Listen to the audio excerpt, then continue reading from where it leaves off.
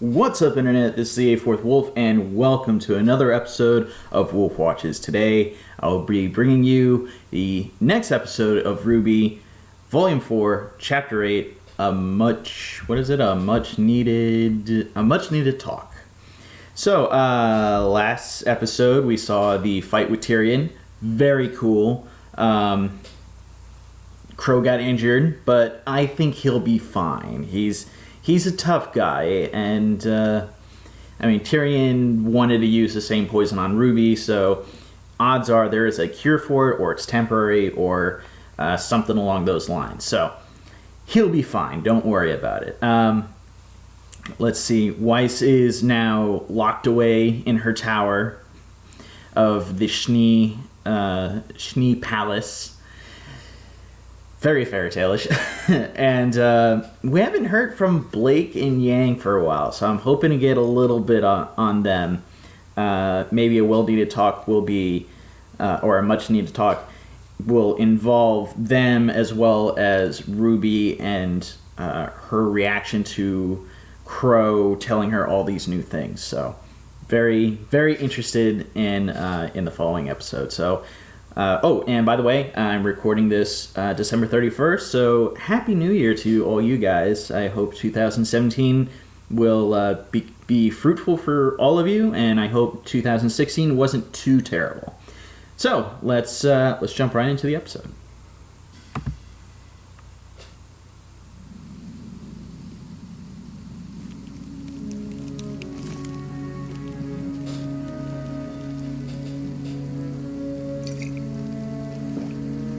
Really?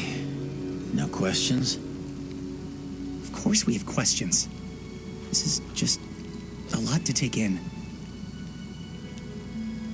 Sure, of course. Alcohol cures poison. So Only for Crow, though. Maidens, they're powerful fighters that don't need dust to use magic. Yeah. And there are 4 of them? Yep. Always. Which means that whenever one of them dies, the power transfers to someone, a female, that they care about? Whoever was in their thoughts last. Important distinction. Best option, it's someone we can trust. Regardless, their souls become combined, in a way. And that's what you were trying to do to Pyrrha.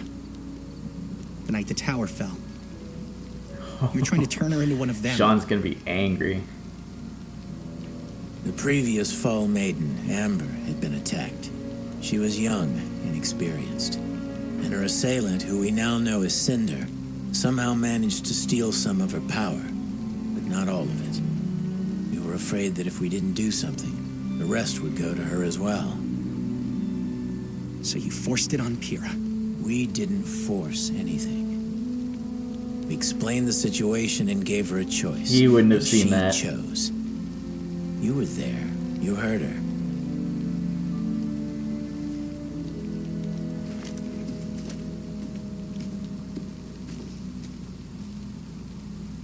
He sees it as being forced because they put all this That pressure guy, on her. Tyrion. Why was he after me?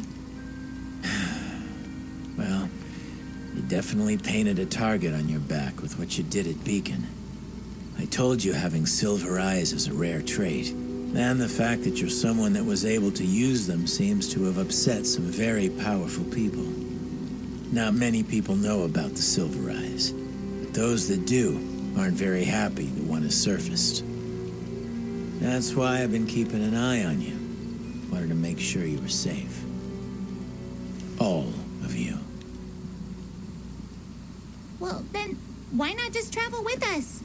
It seems like that would have been way easier. He was using you as bait. Look, I wouldn't put it like that. It's complicated. What is all of this? That's how it was. Ruby's being hunted. The schools are being attacked. All for what? What is the point of all of this? Will you just tell us what's going on? Would you sit down? You're stressing me out, kid.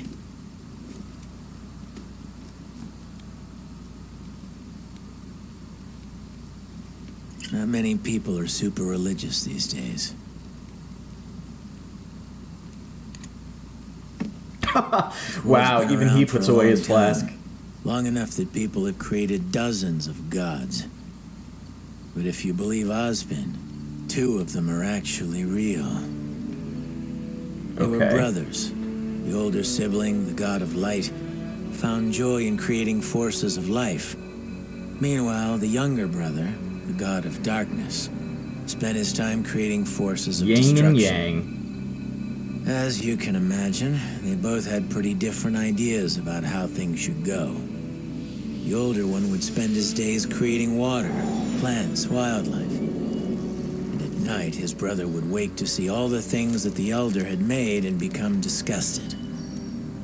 To counteract his brother's creations, the god of darkness brought drought, fire, famine, all that he could do to rid Remnant of life. Life always returned. So one night, the younger brother went and made something. Something that shared his innate desire to destroy anything and everything. The creatures Grimm. of Grimm. You guessed it. The older brother had finally had enough. Knowing that their feud couldn't last like this forever, he proposed that they make one final creation. Together. Something they could both be proud of. Their masterpiece. Younger brother How would agreed. that work?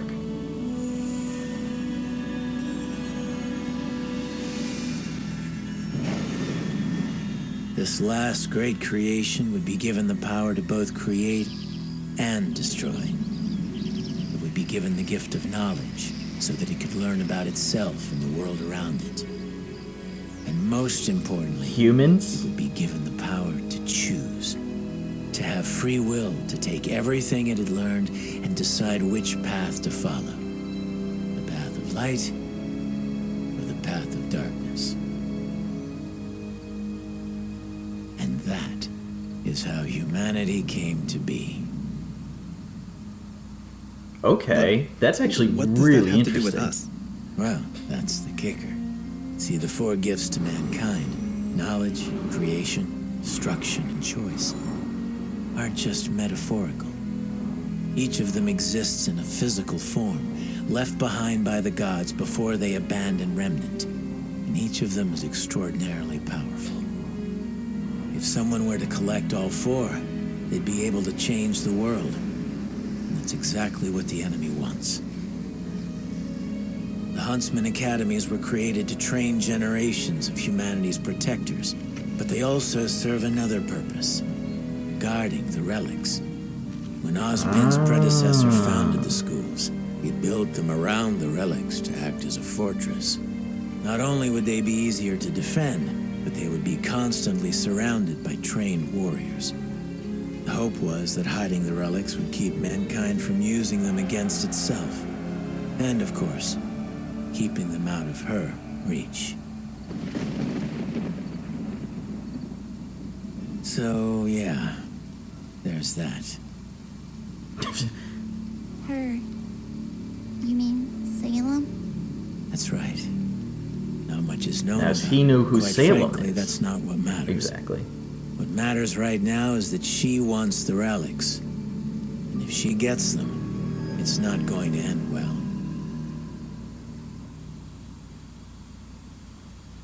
Oh, we're back in Menagerie. Oh, please no White Fang attack.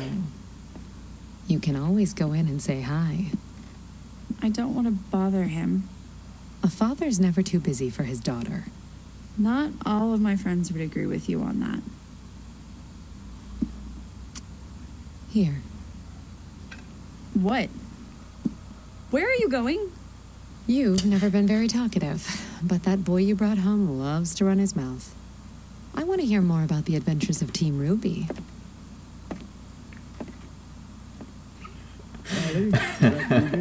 If Scott was here, we'd make some pretty inappropriate jokes. Are you really scared of your dad? Hey, Dad. Blake. Well, this is a pleasant surprise. Please, come sit. She's so used to being like pushed Don't worry, away I've and got not it. accepted. Sit down, sit down. I don't want to keep you if you're... Nonsense. I've been cooped up in here all day. You still take Finally, sugar, a right? good dad. Actually, Oh, sorry. No, it's fine. Oh, here, take this one. No, really, it's no big deal. They're both so You awkward. sure? Positive.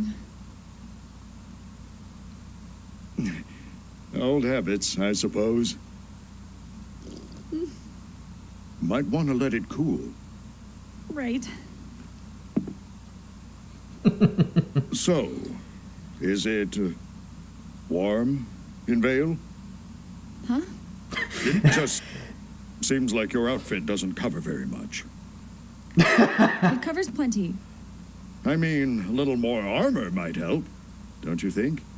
I'm fine. I don't need armor. I can look after myself. I know They you really can. don't know what to say to each I'm other. sorry. Why?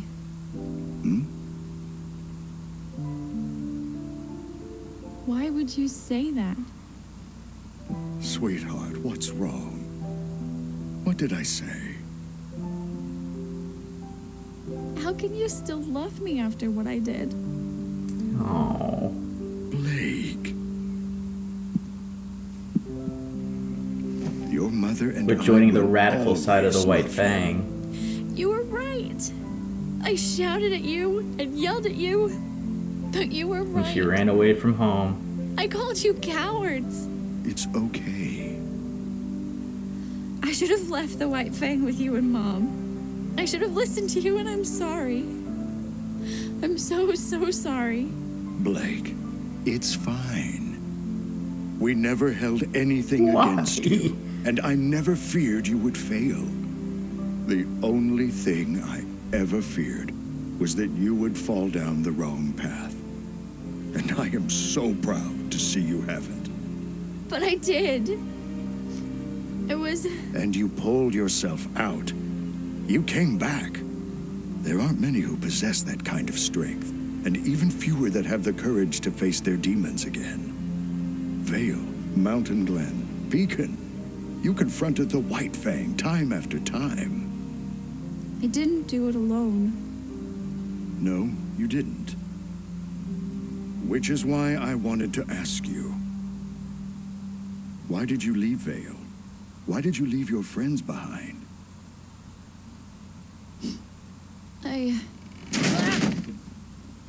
Son?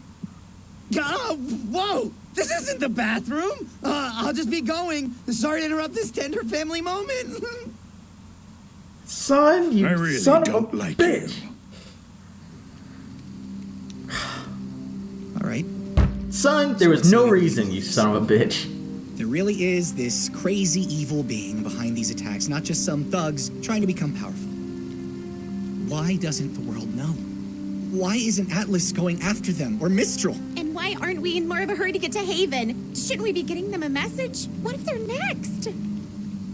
The headmaster over there saw what happened to Beacon. He's not dumb. He'll be on his guard. Besides, it takes time to mobilize forces like that. Do you really think they planned out that attack on Beacon overnight? And to answer your question, it's the same reason we keep quiet about the Maidens. If the whole world knew about the relics, about Salem, it would be chaos. We'd have another great war on our hands, and this time, you'd have to fight. Look, I had the same questions too. But old Ozpen all always very put his foot interesting. down. We can't I can't even cause say panic. much. I can't tell you how many times I've heard that. Salem's smart. She works from the shadows, using others to get what she wants, so that when it comes time to place the blame, we can only point at each other. She's trying to divide us, humanity. And so far, she's done a pretty damn good job.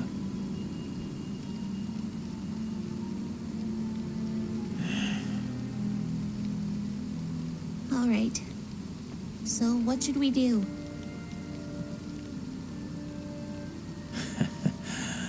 I don't really know.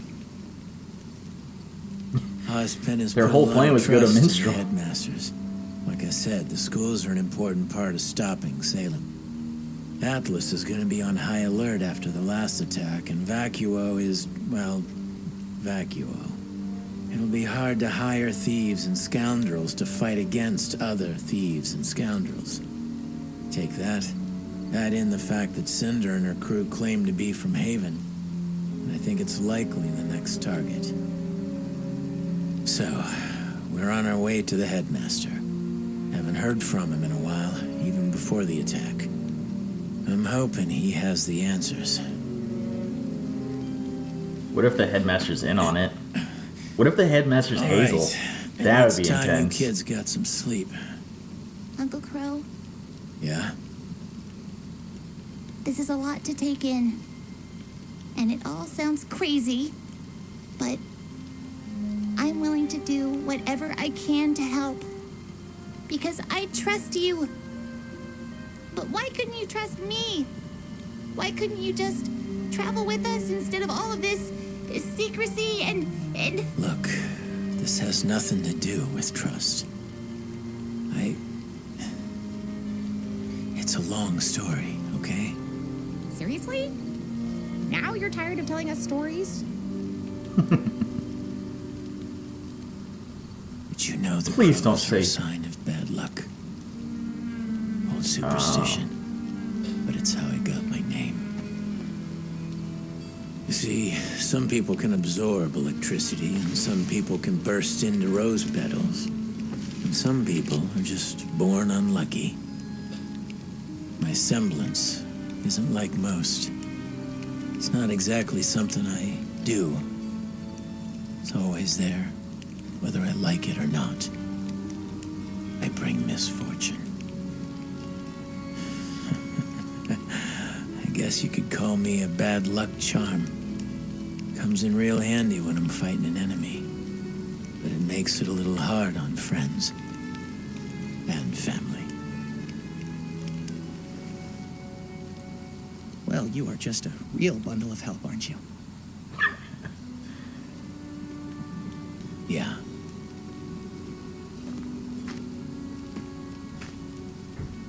Where are you going? Taking a walk. There's nothing else you want to tell us?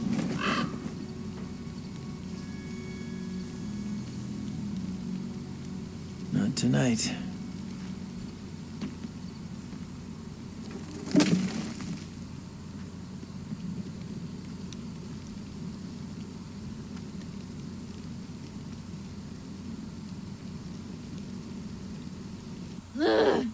No concept of privacy, no respect for personal space. I'm sorry, Thank okay? you. Ow! I'm sorry! Ugh!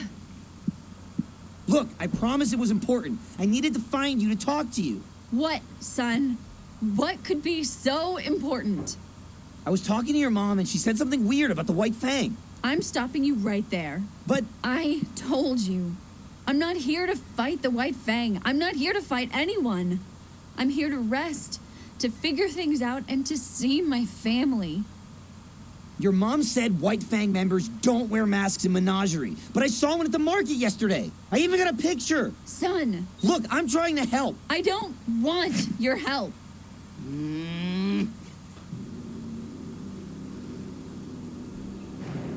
What was that?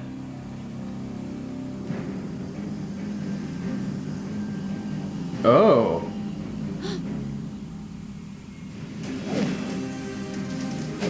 Hello? Freaking ninja? A spy. But why would... Hey, wait! What's happened? The White Fang is evil, I totally called it, and I'm bringing your daughter back!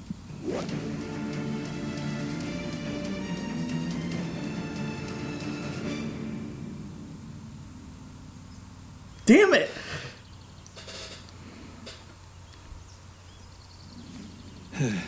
We should probably get moving. Yeah. Wow, they woke up pretty quick.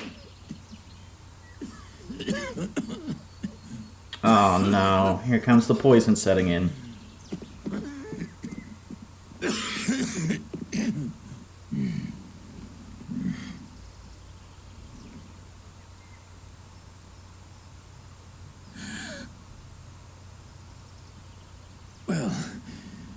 That's unfortunate.